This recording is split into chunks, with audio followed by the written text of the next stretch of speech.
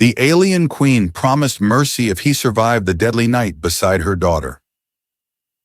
Rick Calder had crash-landed before, but never like this. The jungle around him looked like a teenage goth kid's fever dream, all black-veined trees dripping glowing sap, vines that hissed like snakes, and thunder that rolled across 3 moons. His battered escape pod sat smoldering in a crater, the smoke curling up like a bad barbecue. Rick sat up, rubbed soot out of his eyes, and muttered, "Well, this sure as hell ain't Kansas, or Jersey. Though honestly, Jersey looks worse on a good day." He checked his flight suit, ripped, burnt, and stained with something that looked suspiciously like ectoplasm. His comm was fried, his gun cracked, and his rations smelled like feet. The only thing still working was his mouth, which unfortunately for him was also the one thing that tended to get him into the most trouble. That was when the spears surrounded him. 6 alien warriors in jagged black armor stepped out of the brush, each taller than him by at least a foot, eyes glowing faintly green. Their helmets looked like a cross between medieval knight visors and insect mandibles. They raised spears that hummed with crackling plasma. Hi?" Rick said, lifting his hands. "I come in peace. Let's not split hairs." The warriors didn't laugh. In fact, they didn't do anything except march him forward through the forest, silent as ghosts. Rick sighed. "Tough crowd. Guess the whole stand-up comedy thing doesn't translate across species." Figures. The march ended at something that made Rick's stomach do a little backflip. A colossal palace carved into the side of a volcano. The whole thing glowed with rivers of lava running through channels carved into obsidian. The front gates were flanked by statues of winged beasts devouring human-shaped figures. Very. Mordor meets Vegas. Inside, the scale only got worse. Vast obsidian pillars stretched high enough that he couldn't see the ceiling, and alien banners depicting wars he couldn't understand hung down like morbid tapestries. At the end of the hall sat a throne that made him stop dead in his tracks. On that throne sat her, the alien queen. She was enormous, 7 feet tall, even sitting down, armored in black plates that looked forged out of night itself. Her eyes glowed like molten emeralds, and her crown was a set of curved bone horns fused with gold. Her presence hit him like a shockwave, not just terrifying magnetic. Rick whispered to himself, "Great, I get the space Maleficent. Of course I do." The queen's voice carried through the hall, cold and sharp. "Human." Rick winced. "Yeah, that's me. One of 8 billion. Easy to confuse us. I get that a lot." She leaned forward slightly, her expression unreadable. "Your kind has trespassed our borders. By law, you should be executed. Yet," her eyes narrowed. "You are amusing." Rick perked up. "See? Someone gets me. Thank you. You hear that, guys?" He turned to the guards.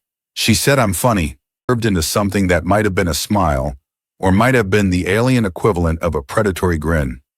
"You may yet earn your life, but it requires a test." Rick groaned. "It's never bingo night, is it?" The queen rose, towering over him. "You will survive the night beside my daughter. If you endure until dawn, your people will be spared." The hall murmured with alien laughter, low and cruel. Rick blinked. "Wait, that's it? Babysit your kid for a sleepover?" He clapped his hands. "Lady, I've been an uncle for 15 years. I've handled toddlers on sugar highs, nieces with glitter bombs, and nephews who play the drums at 3 a.m. Whatever your daughter throws at me, I can—" The queen cut him off with a voice like thunder. "No warrior has lasted a single night beside her. Not even my strongest generals." Rick frowned. "Okay, so what? She talks a lot? Is she into Nickelback? What am I missing here?" The queen's eyes flared. "She is my blood. She is the heir to the Drathari Empire. And she is untamed." The alien crowd chuckled again. Rick felt a pit open in his stomach. "Untamed? Like, doesn't clean her room untamed or eats people untamed?" No answer. Rick muttered, "Yeah, probably the second one." The queen gestured, and the guards shoved him toward a massive door at the side of the throne room. The door groaned open, revealing a shadowy passageway lit by green fire. The crowd chanted, echoing off the cavern walls. "Kiris! Kiris! Kiris!" Rick glanced around nervously. "Okay, quick question before I step in there. Does your daughter at least like humans? Or am I about to be the intergalactic version of her chew toy?" No one answered. They just shoved him harder. Rick stumbled forward, muttering, "Figures. Crash land once, and suddenly I'm in the Hunger Games, Alien Princess Edition." The chamber inside was like a twisted jungle. Bioluminescent vines crawled up the walls, glowing mushrooms pulsed faintly, and somewhere in the shadows, something growled. Rick's nerves shot through the roof. He turned slowly, scanning the room. "Okay, Rick, just play it cool. You survived boot camp. You survived 3 bar fights in Texas. You survived that time you ate gas station sushi. You can survive this." A shape moved in the shadows. Rick froze. She stepped forward. Princess Kiris, near, tall, lean. Muscles carved like stone beneath alien armor made of scales. Her hair shimmered like liquid silver, cascading over shoulders marked with glowing tribal lines. Her eyes glowed brighter than her mother's, sharp, hungry, and fixed directly on him. She moved like a predator sizing up prey, every step silent but deliberate. Rick's throat went dry. "'Kay, definitely not prom night. Way worse." Kiris tilted her head, studying him as if deciding where to bite first.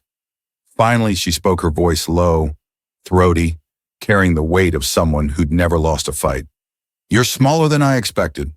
Rick blinked. "Well, that's just rude. I'm 5'10", average. On Earth, that's respectable. Michael J. Fox height." Her expression didn't change. She circled him slowly, sniffing faintly like a predator catching a scent. Rick stiffened. "You smell weak." Rick forced a grin. "Yeah, that's just the crash landing cologne. Ode to burnt engine and singed hair. Real big on Earth." Kiris's eyes narrowed. "You won't survive the night." Rick sighed.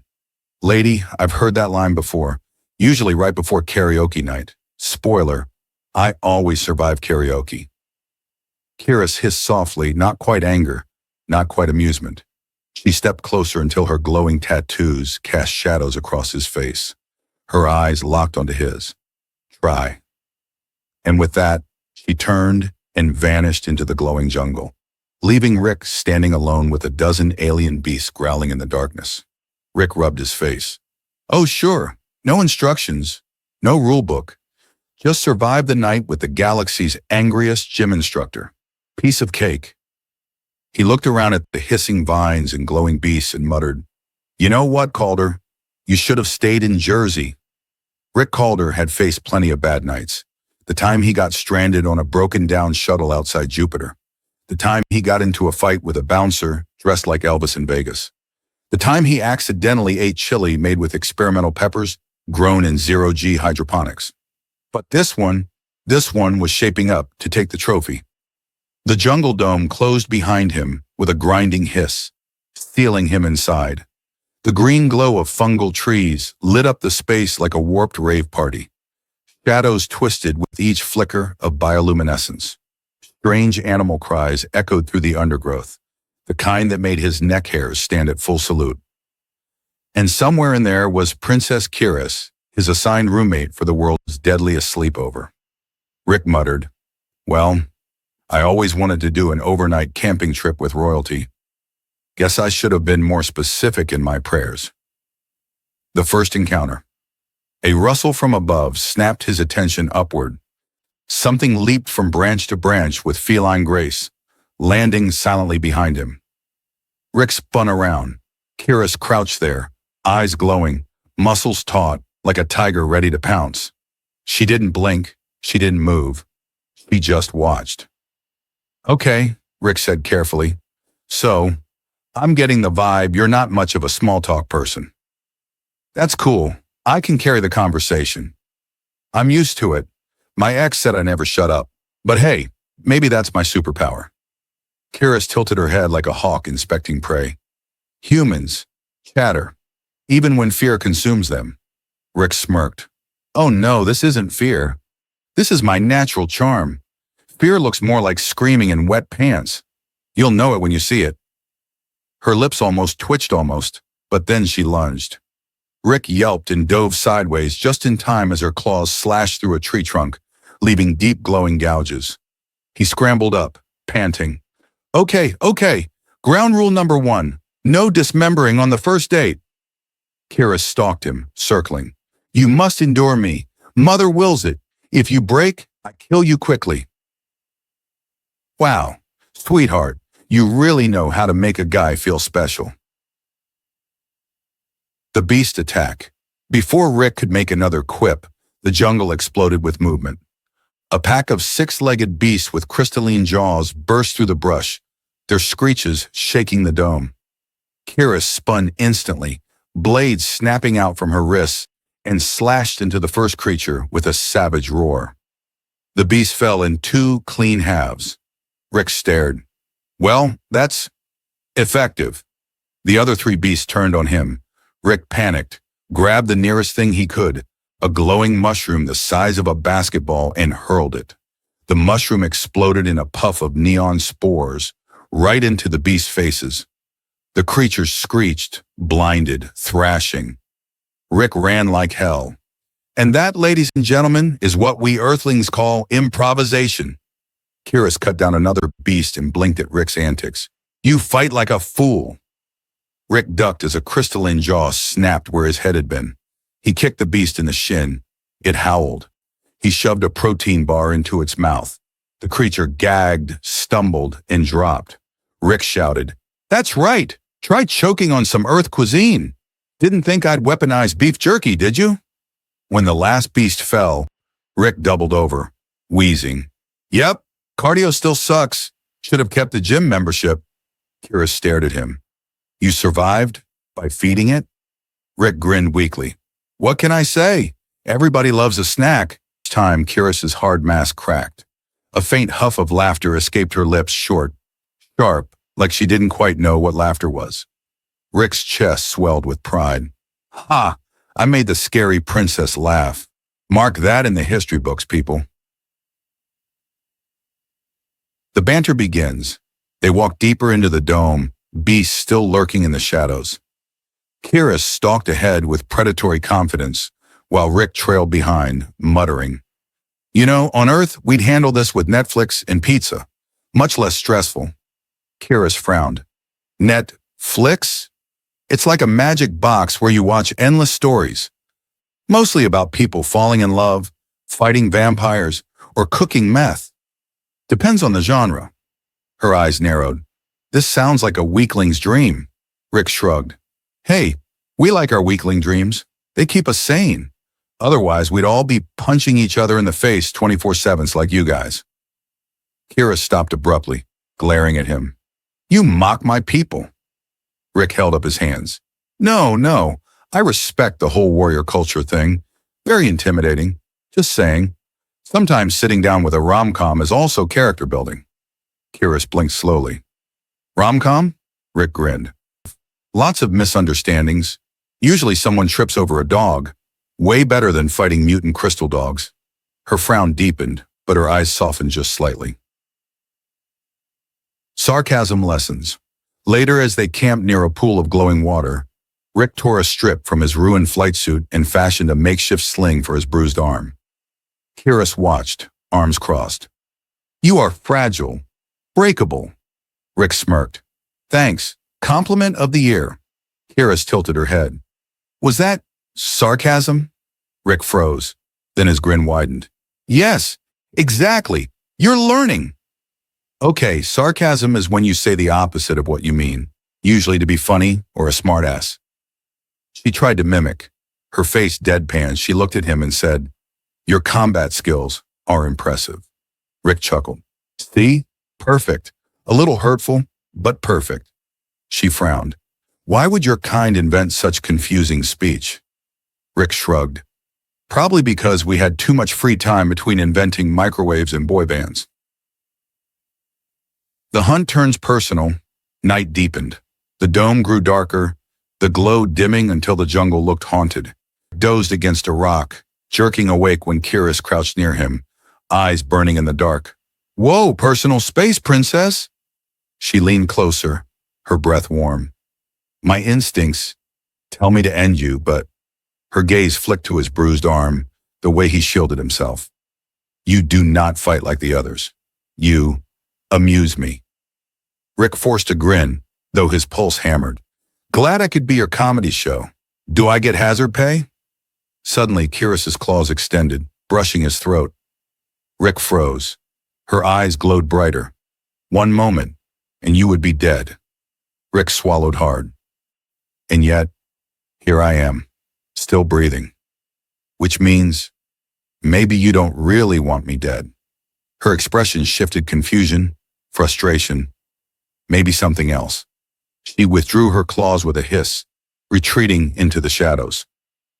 Rick exhaled shakily. "Yep, totally fine. Didn't almost pee myself at all." The ground trembled. A rumble spread through the jungle. Dozens of eyes glowed in the darkness.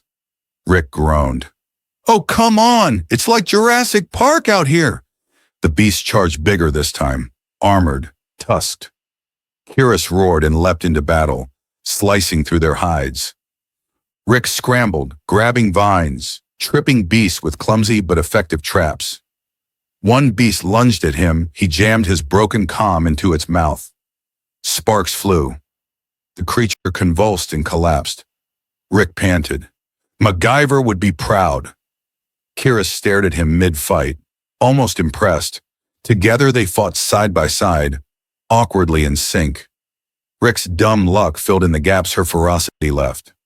When the last beast fell, Rick collapsed onto a log, drenched in sweat. "Still alive," he muttered. "Still sarcastic. Still me." Kyrus approached, breathing hard. She studied him for a long moment.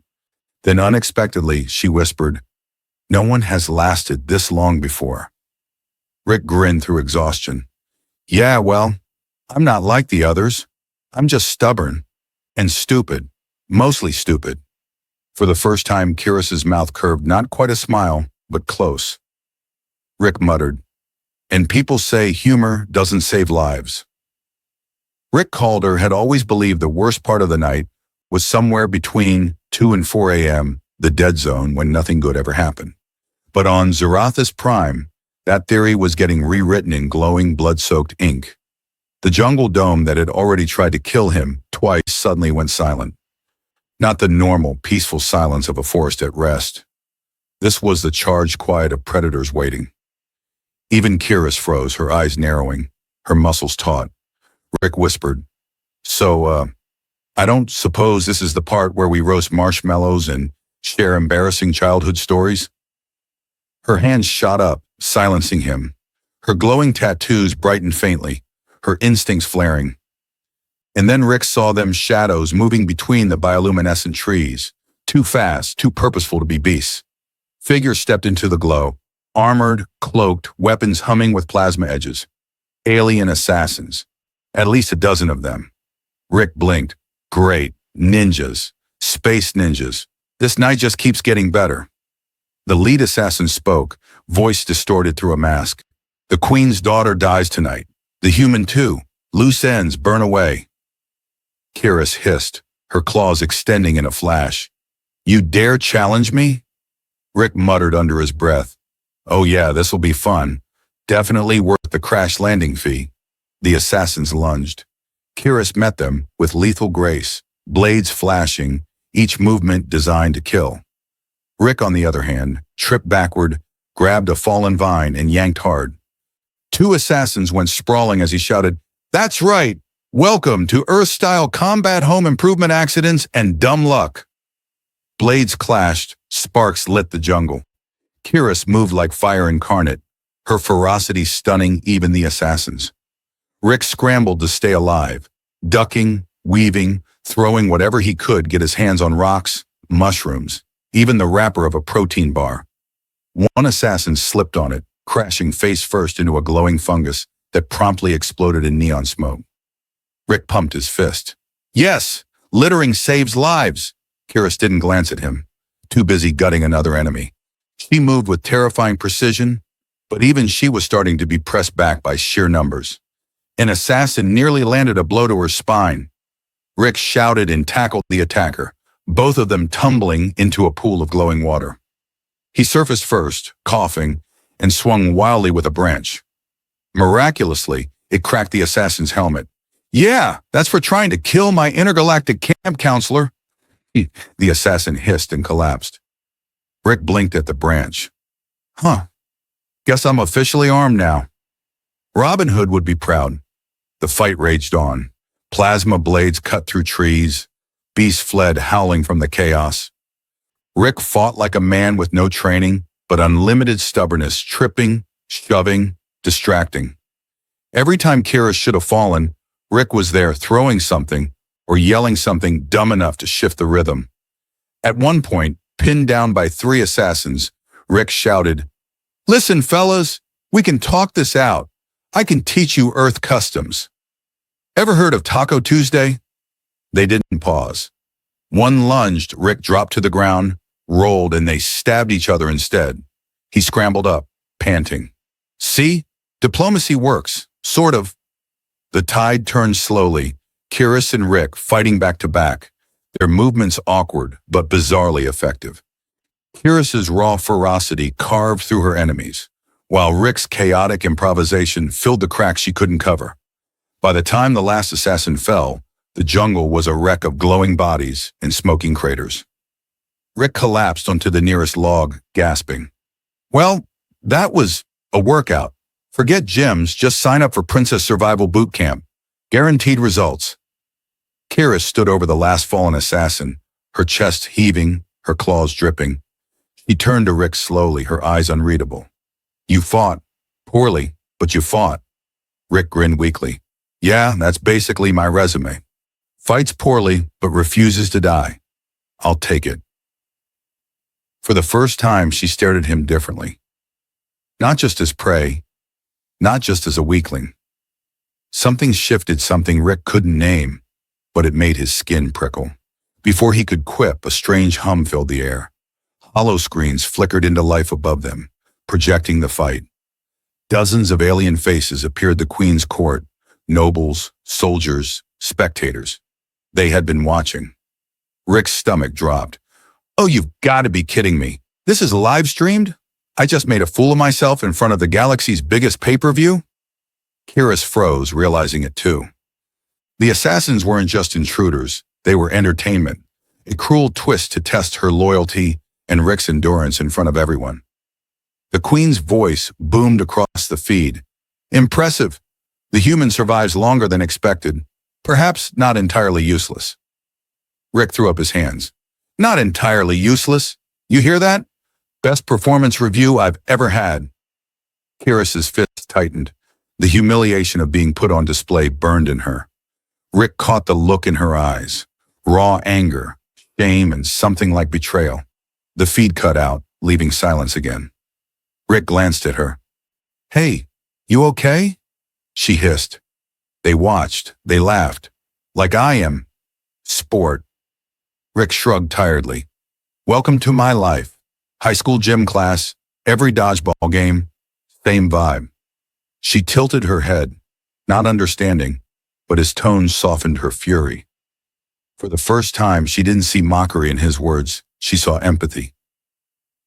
Rick shifted on the log, wincing as blood stained his sleeve.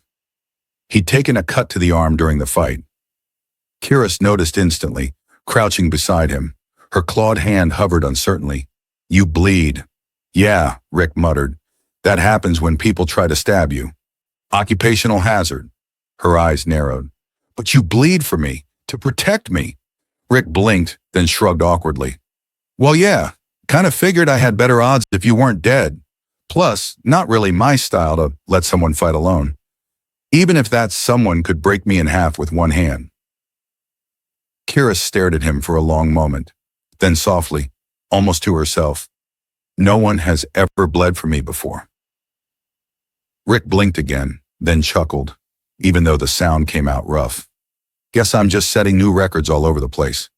She studied his face in silence, as if trying to decipher something hidden. For a heartbeat, the predator's mask slipped. For a heartbeat, she was just a woman staring at something she couldn't quite understand. Then a roar echoed across the dome. More beasts drawn by the blood. The night wasn't over. Rick groaned. Oh, come on, I'm running out of sarcastic one-liners. Kiris rose, her eyes burning. But this time, when she extended her claws, she didn't look at Rick like prey. She looked at him like a partner. Then fight with me, human, she said, her voice sharper but steadier. Fight until dawn. Rick dragged himself up, grabbing a fallen plasma spear. He smirked through exhaustion. Guess I'm officially drafted. Let's make this night unforgettable. And side by side, they turned to face the oncoming storm. The first gray light of dawn spilled across the jungle dome, soft and thin, like hope sneaking through cracks. The night had been fire, blood, and chaos, and Rick Calder could barely keep his eyes open. His arm throbbed where the plasma blade had grazed him. His ribs ached from being body-checked by a six-legged crystal dog, and his mouth felt like sandpaper mixed with battery acid. But the sun was rising, and by the Queen's decree, that meant one thing. He had survived. Rick dropped onto a boulder, half laughing, half wheezing. Well, would you look at that? I'm still alive. Dawn, survival, which means I win. Jackpot. Cue the confetti. He spread his arms like a magician finishing a trick. Ladies and gentlemen, Rick Calder has once again beaten the odds, fueled by sheer dumb luck and beef jerky.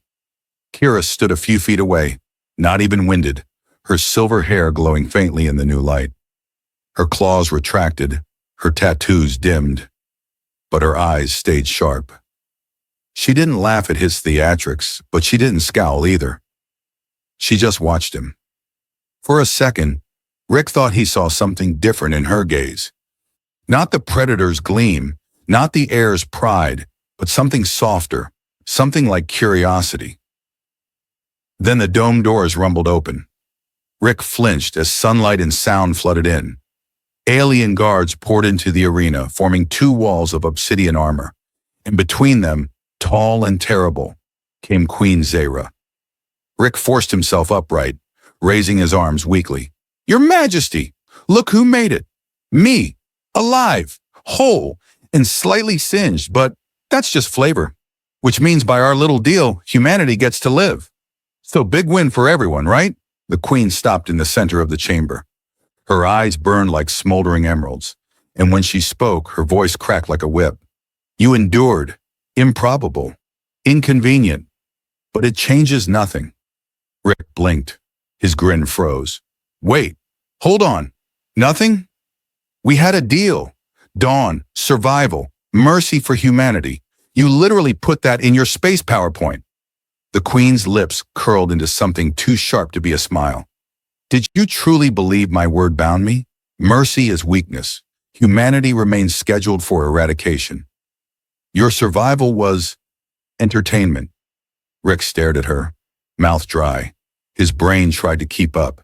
He'd risked his life, bled, fought assassins, eaten mushrooms he was 90% sure were poisonous, all for a lie. His hands dropped to his sides. You've got to be kidding me. All that, and I was just the warm-up act in your royal talent show? The guards laughed deep and cruel. Kira stiffened. Her head snapped toward her mother. You promised. The Queen didn't even glance at her. I promised nothing. The human is alive. That is all.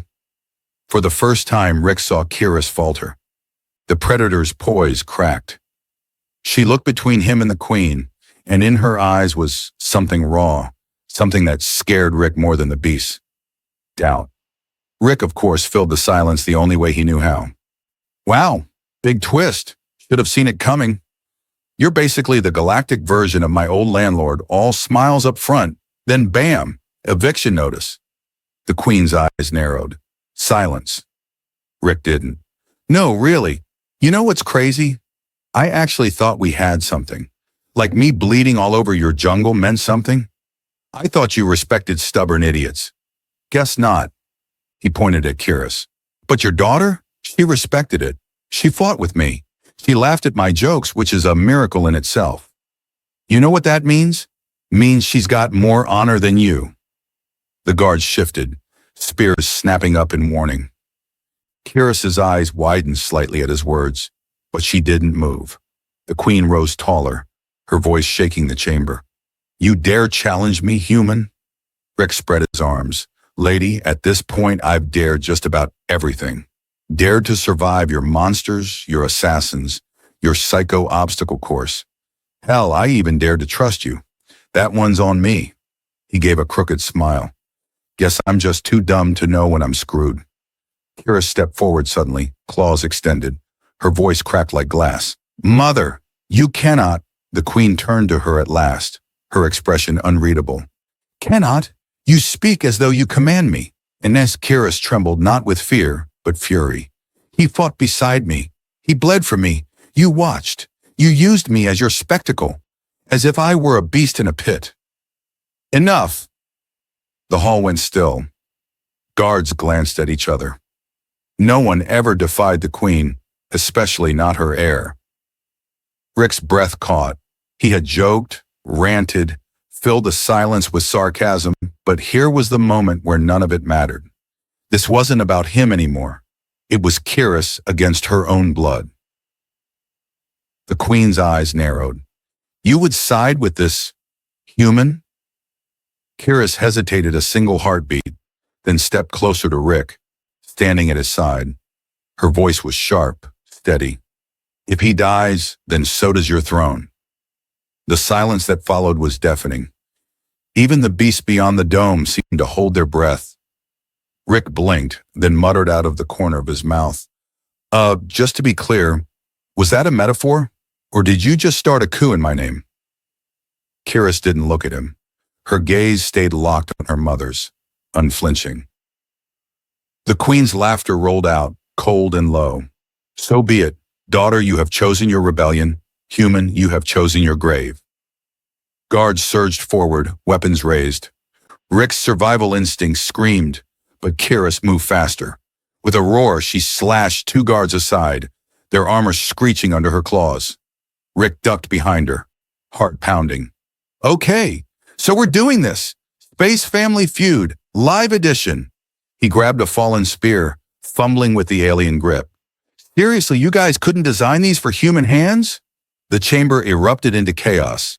Kyrus fought like wildfire, her betrayal igniting her every strike. Rick swung clumsily but effectively, catching guards off guard with sheer unpredictability. One swung at him, Rick tripped over a rock, fell, and the guard's blade buried itself in another soldier instead. Rick scrambled up. See? That was intentional. Totally part of the plan. Kyrus barked, Move! She shoved him just in time as a plasma blast scorched the air where his head had been. They fought their way toward the dome's edge, every step an act of defiance.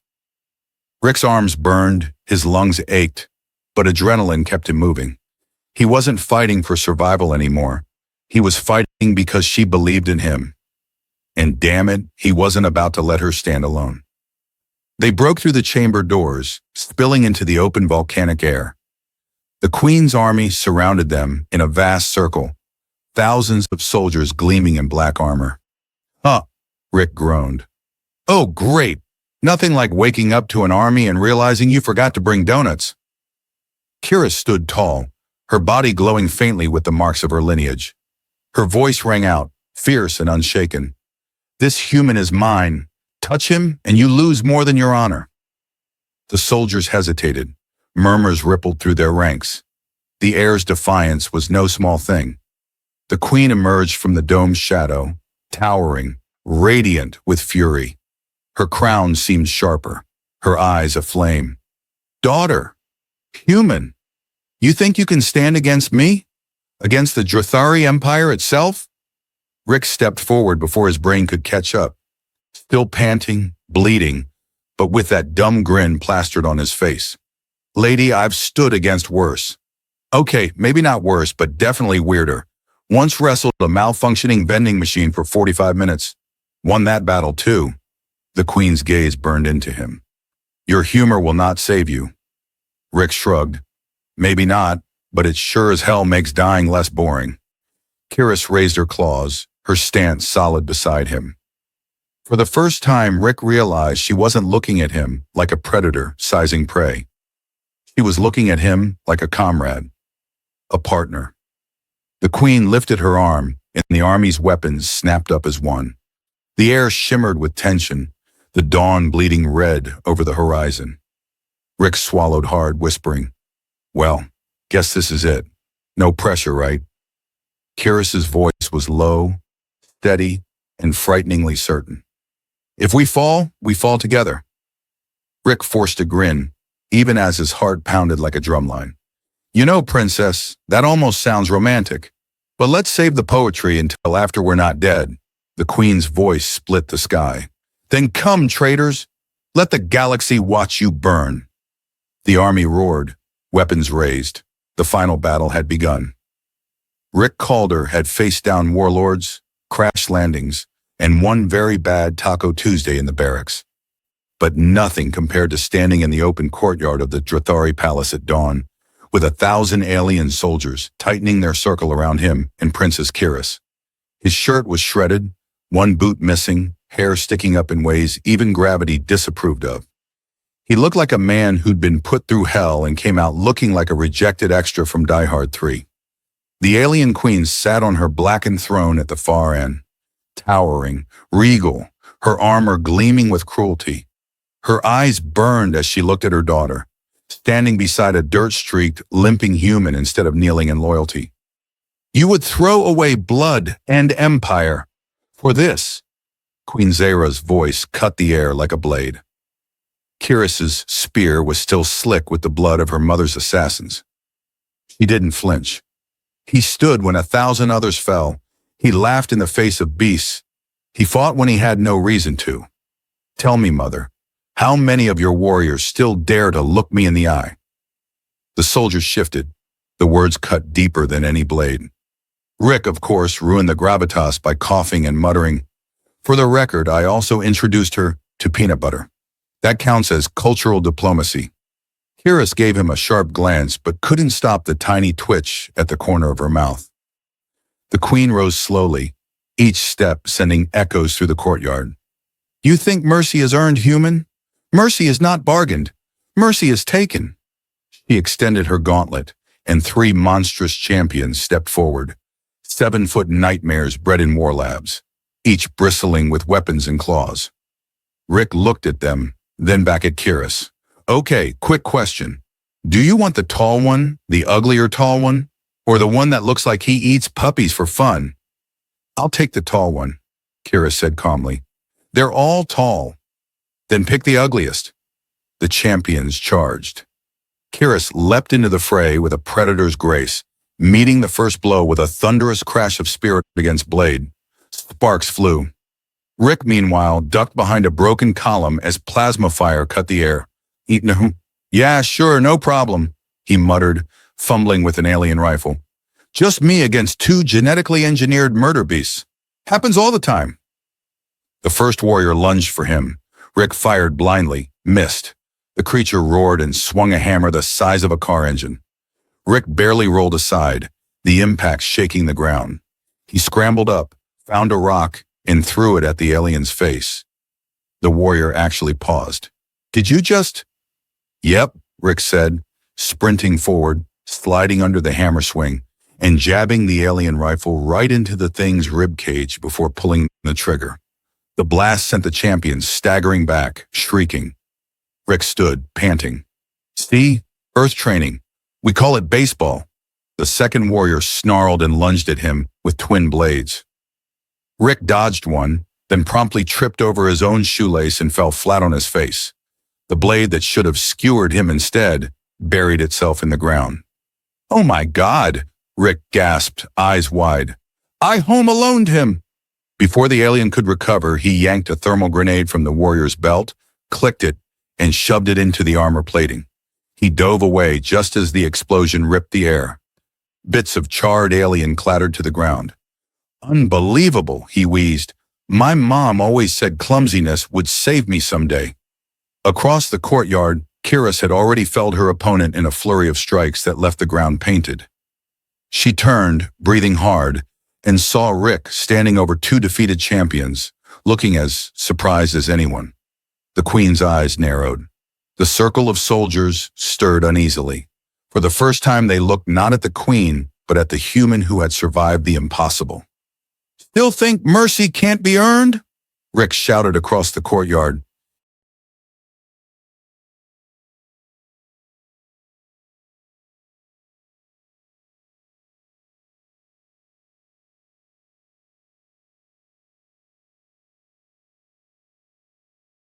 His voice cracked halfway, which kind of killed the heroic tone, but the words still echoed. "I'm just one guy with duct tape and sarcasm. Imagine what a whole planet of us could do." Laughter broke somewhere in the ranks. It wasn't mocking, it was shocked. Real. The Queen stiffened. "This ends now," she hissed. She drew her blade herself, striding forward, armor hissing with energy. Kira stepped between her and Rick, spear raised. "No, Mother. This ends with me." The Queen struck. Spear and blade clashed. Mother against daughter. Sparks igniting the dawn. Rick, limping, scrambled to find anything that resembled a weapon. He grabbed a broken flagpole, muttering, "Sure, why not? Let's add a broomstick to the arsenal." The duel between Kiris and Zara was savage. Every strike a storm. Rick darted in when he could, jabbing the flagpole at the Queen's knees, yelling, "Sweep the leg, Johnny!" Kiris didn't understand the reference, but the Queen stumbled. Kiris drove her spear forward, locking her mother's blade in a brutal bind. The courtyard rang with the sound.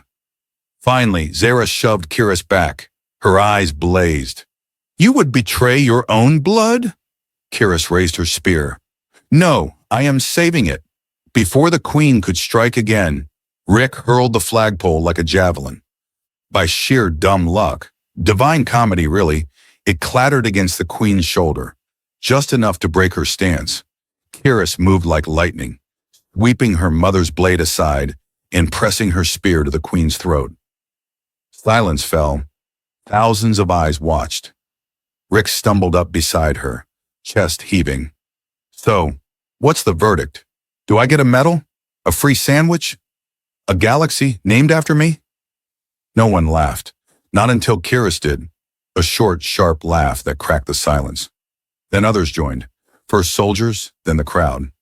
Even some of the Queen's personal guard chuckled nervously. The Queen looked around, seeing her authority unravel, her daughter standing tall beside a human who refused to die. Her hand trembled on the blade. Slowly, she lowered it. "You've taken my empire from me," she whispered. "No," Rick said, surprisingly soft. "You lost it the moment you stopped listening to the people who needed you." It wasn't a zinger. It wasn't sarcastic. It was just true. And that truth echoed louder than any blade. The Queen dropped her sword. She turned and walked back to her throne, each step heavier than the last. The army didn't follow. They stayed with Kiris and the human who had survived the impossible night. Rick blinked. "Wait, did we just win?" Kiris glanced at him, something fierce and amused in her eyes. "Yes, human. You survived. Now you're mine." Rick froze. "Hold on, what now? You stood beside me in the trial. You fought for me against my mother. You bled for me. You're bound. That makes you my chosen mate." Rick opened his mouth, closed it, then opened it again. "So, let me get this straight. I save humanity, topple an empire, and the reward is intergalactic marriage?" Kiris smirked. "Till death do us part." Rick groaned. "Figures. I crash-landed looking for spare parts in a way home, and I ended up with space in-laws." He sighed and then cracked a grin. Could be worse. At least you're hot." She tilted her head. "Hot?" He grinned wider. "I'll explain later. But for now," he raised his fist in the air. "Yippee-ki-yay." The courtyard erupted with cheers, the dawn burning over Zaratha's prime. Rick Calder had come to this planet alone. He was leaving as the human who survived the deadly night, won the heart of a princess, and accidentally sparked a rebellion. Not bad for a guy who just wanted a quiet crash landing. The end.